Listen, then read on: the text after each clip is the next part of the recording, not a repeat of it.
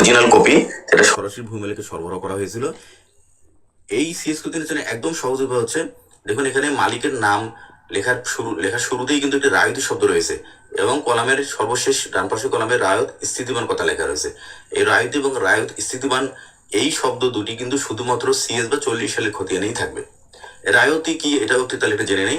রায়তি শব্দের অর্থ হচ্ছে মূল প্রজা। এরা কিন্তু জমিদারদের কাছ থেকে সরাসরি জমি পত্তন নিয়ে চাষাবাদ করেছিল এবং মালিকানা লাভ করেছিল। এই সমস্ত মূল প্রজাদেরকে কিন্তু রায়তি বলা হয়। এখন যারা এর থেকে একটু বেশি জানতে চান তাদের জন্য বলি, এটি এপিটোপিটের খতিয়ান। অপর বিষয়ে যদি দাগ নাম্বার লেখা থাকবে, একাধিক মালিক এবং একাধিক দাগযুক্ত যে সিএস বা 40 খতিয়ান, সেখানে কিন্তু দেখবেন দাগ নাম্বার বরাবর মালিকের নাম লেখা থাকে, অর্থাৎ কোন দাগ কোন মালিকের সেটি কিন্তু এই সিএস খতিয়ানে লেখা থাকে। অন্য কোনো খতিয়ানে কিন্তু লেখা থাকে না। কিছু আরএস খতিয়ানে মন্তব্য কল্প কিছু লেখা থাকে, কিন্তু দাগের পাশেই কিন্তু শুধুমাত্র সিএস বা 40 সালের খতিয়ান